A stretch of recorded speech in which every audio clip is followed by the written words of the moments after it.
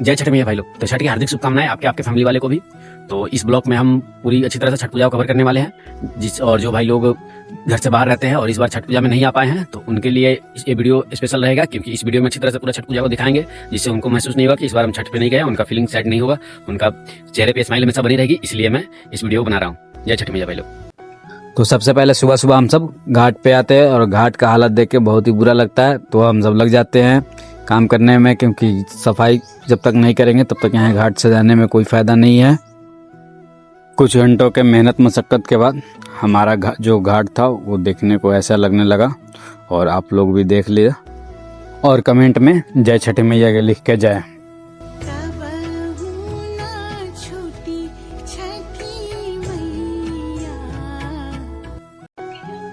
जब घर आते हैं तो देखते हैं कि मम्मी प्रसाद बना रही है छठ मैया का, जिसे हम ठेकुआ बोलते हैं। उसके बाद चलते हैं घाट पे दंड देते हुए, क्योंकि हम दंड देने के लिए बोले हुए थे, तो दंड देते हुए चलते हैं। मंजिल तो दूर था लेकिन जाना जरूर था, इसी नारे को लगाते हुए हम चल। कुछ समय के बहुत ही कठिन तपस्या के बाद माता के दरबार में आ गए और यहाँ प्रणाम करते हैं, और इसके बाद हम चलते हैं नदी में, क्योंकि यहाँ से मान्यता ऐसा रहता है कि यहाँ से जाने के बाद नदी स्नान करना पड़ता है। तो हम चलते हैं यहाँ से, नदी स्नान करते हैं, और इसके बाद अब घर के लिए हम रवाना होंगे। तो दंड दे दिए और जा रहे हैं, अब कपड़ा पहनते हैं और फिर चलते हैं घाट पे। उसके बाद घाट का एंजॉय जो होता है उसको दिखलाते हैं आपको।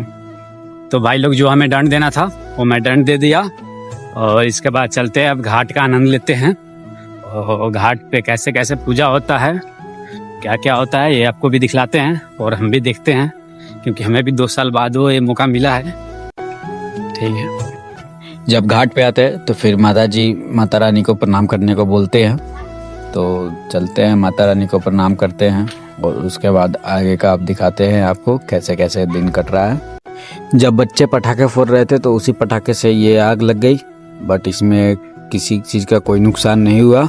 जब दौरा शाम में आता है तो कोसिया जी जिनके दूरा पे रहता है अड़ोसी पड़ोसी के, तो उनके दूरा पे रखा जाता है, और ये कोसिया सभी लोग कर सकते हैं, इसमें कोई मतलब नहीं रहता है। बट जो माना जाता है कि मेरा कोई अगर मन्नत पूरा होता है तो मैं ये कोसिया करूँगा, तो उनके दूरा पर रखा जाता है। इसी के साथ आज का दिन समाप्त होता है, और फिर अगला दिन से फिर कंटिन्यू करेंगे ब्लॉग को,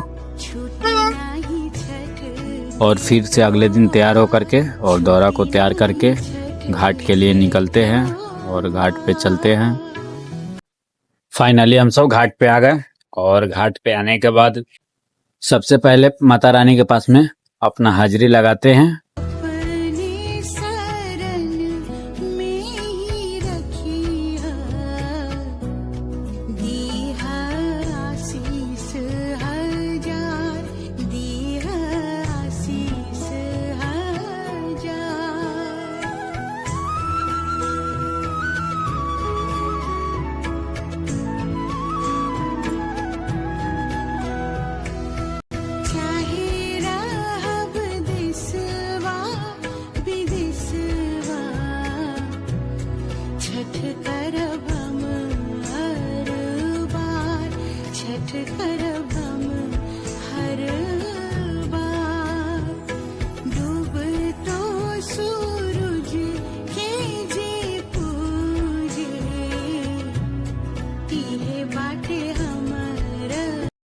अब इसके बाद कुछ मस्ती के साथ आतिशबाजी करते हैं, जो आप लोग देख लीजिए।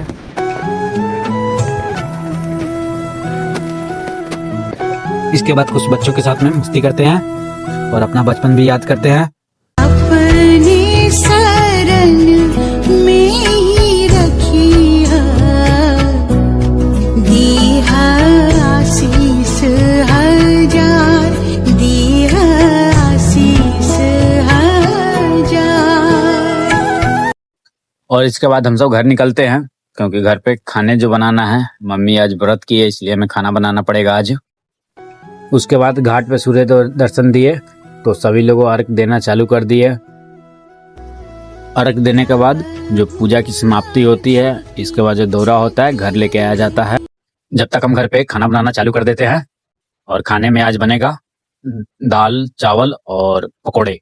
क्योंकि छठ के अगले दिन, जिसको पारन बोलते हैं, पारन के दिन यही बनता है। तो हम सबसे पहले दाल भुनना चालू करते हैं एक साइड में, और एक साइड में चावल के लिए पानी गर्म करना चालू करते हैं।